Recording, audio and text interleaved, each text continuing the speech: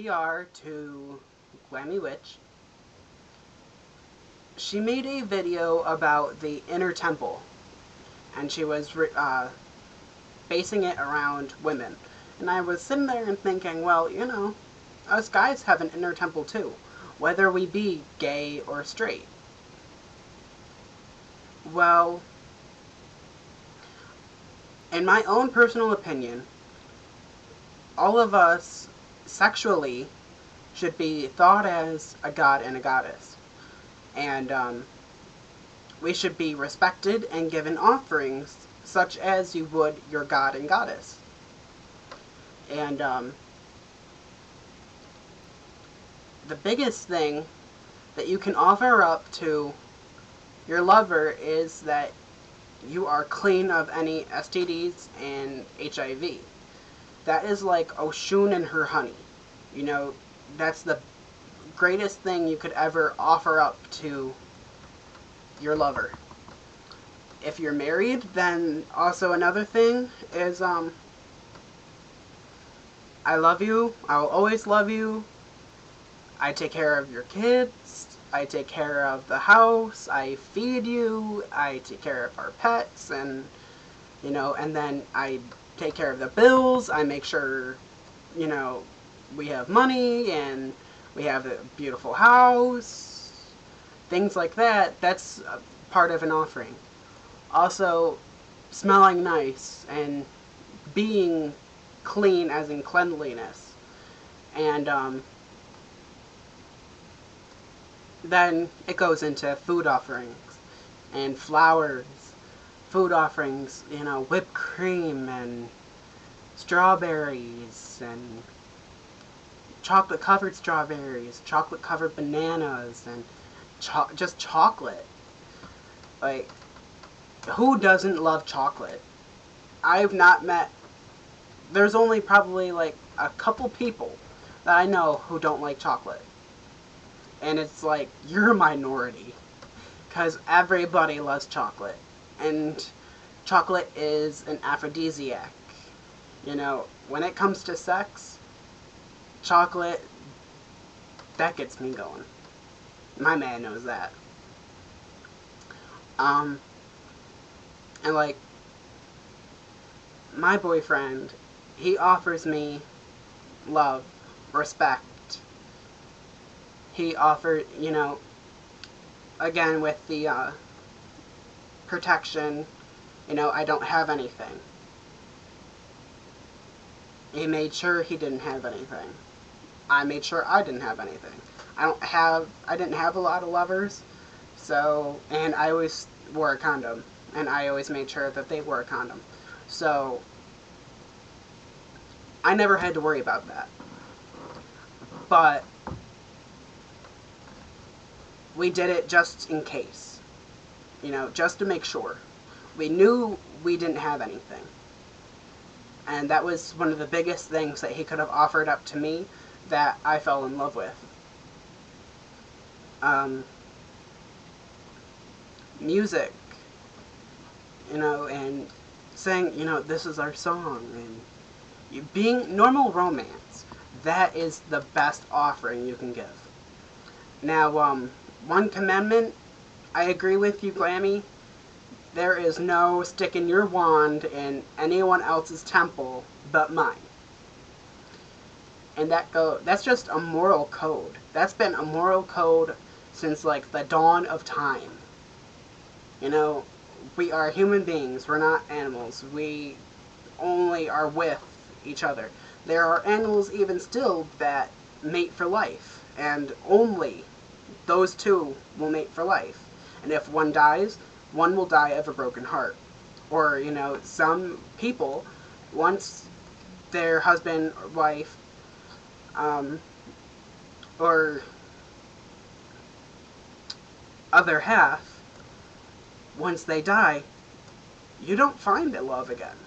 Because they were your love. And that's another commandment that I would expect. If I grew old with my boyfriend, I'd expect him, you know, if we were 60 years old, 50 years old, if I died, or if he died, I wouldn't love another. I would be alone then. Or I would die of a broken heart. And that's one thing that my lover, I would expect him to say, you know, you are my one and only. And if you did die, I wouldn't love anyone else. Another thing, one big commandment, is being complete romantic. I am a hopeless romantic. You know, the smallest gestures of love, that's the best anyone could ever give me. Anyone could ever give a certain person. You know, to walk into a bedroom and flowers and candy and, you know, fruit.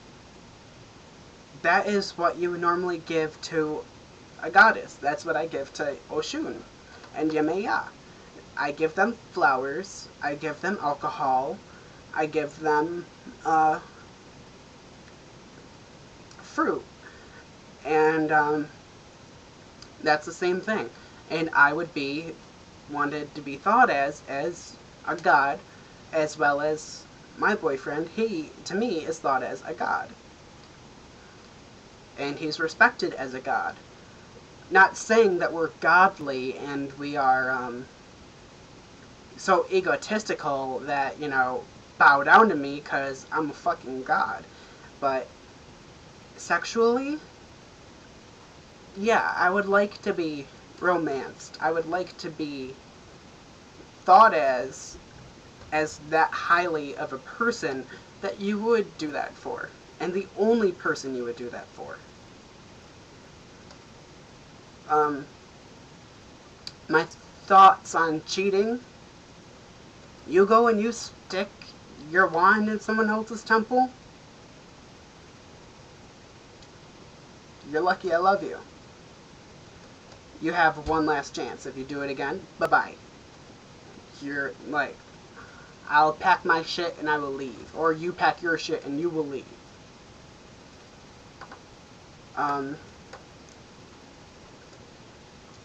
Cheating is just morally irresponsible. If you're not happy with that person, just leave. What's the point of staying with that person if you're going to cheat on them? I mean, if you're going to cheat, what? Because you want to have your cake and eat it too? That's not how it goes. You love that one person. You cheat on that person, you obviously don't love them anymore. So, you want in on another temple? Then leave. I also agree with Kat. When you have sex with a certain person, you know, you're intertwined. Your spirits are now joined. And you're basically yin and yang. You're two different people, but you are the same. You are the same aspect now. And if you are psychic, if you're an empath, if you're a clairvoyant, if you're a medium, once you have sex with your lover, with that specific person, you feel them. They can be on the other side of the world, and you can feel their emotions. You can feel them missing you. You can feel their pain and their love and sorrow. You know, some people say if their lover was, you know, dying, they felt them dying. And I can even feel my boyfriend at times, you know, sad and missing me and wanting to be with me. You know, we live 3.5 hours away. And it's hard on us, but I love him, and he loves me, so we stay together. And I wouldn't think to be with anybody else but him. And I also agree with Kat when it comes to the kids. You guys are rushing out at 13, 14, even younger, having sex. Like, because what? You think it's cool, or, you want to beat the rest of your friends, or your friends are doing it. Just because your friends are doing it doesn't mean, to do it. If your friends all jumped off a bridge and landed on sharp rocks and died, would you do that? Or would you go, shit, they just jumped off a bridge? Statistics say most kids, when they leave high school, will end up getting some STD. Some kids, even in school, are getting STDs. That's not a fun thing to do, and it's not a fun thing to be a part of, because it can rather stay with you for the rest of your life, or for a short period of time, but then you're always looked at that you had an STD. You had this, or you had that, or you have HIV. And you won't be looked at the same. Now, I'm not saying, people with HIV can never love somebody or can never be with somebody, because you can. You just have to be 10 times more careful. You have to, constantly keep yourself wrapped, and you constantly have to be careful and get checked and get your injections put in and get your medicine. Because if you don't, that person is going to watch you die. And that's heartbreaking to watch someone die. And it's heartbreaking to even watch someone go through it. Just watching the pain of, seeing them sick. Not even just dying, but sick. Sick every day. I sneeze on you and you get sick a day later because your immunes are so low. That's not a way to live.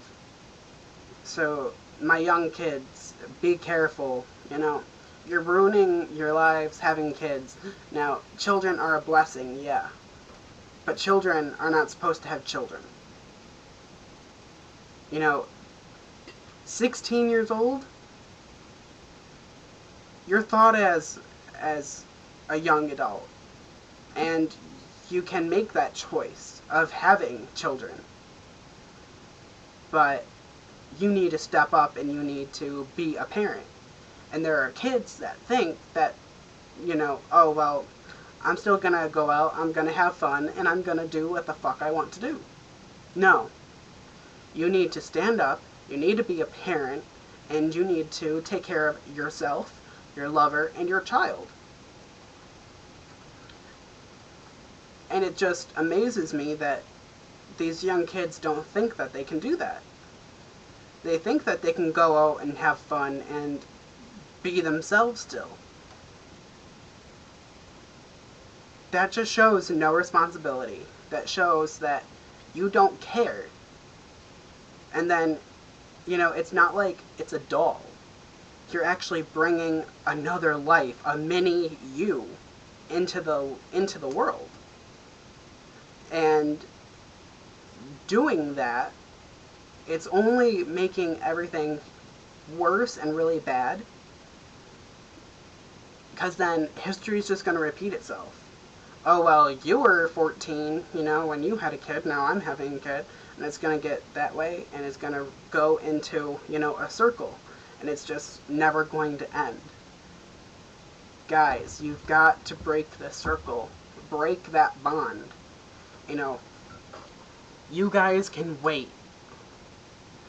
Wait until, you're at least a teen. To where, guys, you're 13 years old, you're just going through puberty. I am 19 years old. I ended puberty years ago. But even still, you should always just be safe. Wait if you can. If you absolutely can't wait, keep yourself wrapped. And if you think it's gonna break, wear two.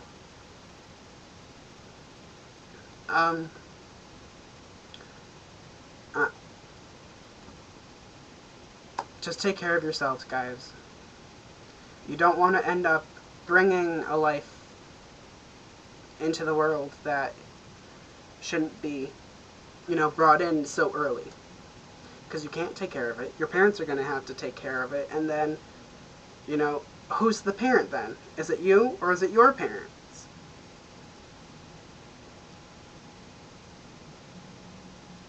Once again, guys, just like I say, I cannot stress this enough. Just be safe.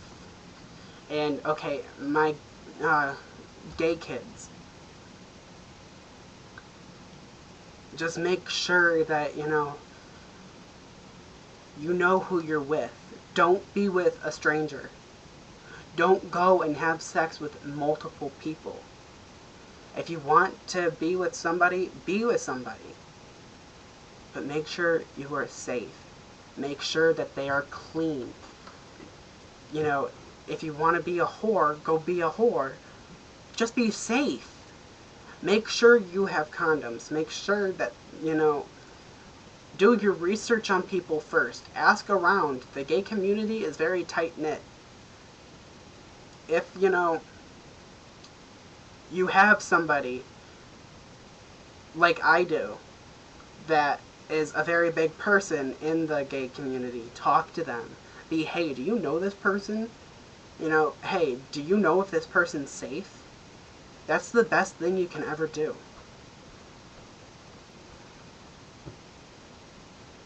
And,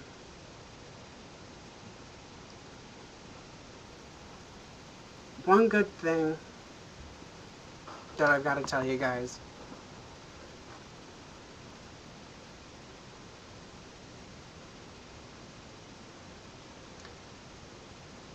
Have fun. It is fun. Just don't take the expense on your life. Or the life of something else. Because later on in life, you'll regret it.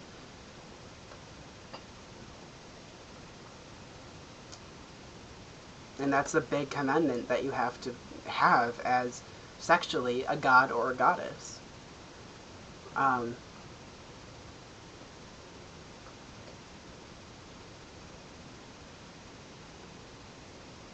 Respect yourself, respect your lover, and respect the universe around you. And for that, guys, that's the end. Keep it witchy. Bye.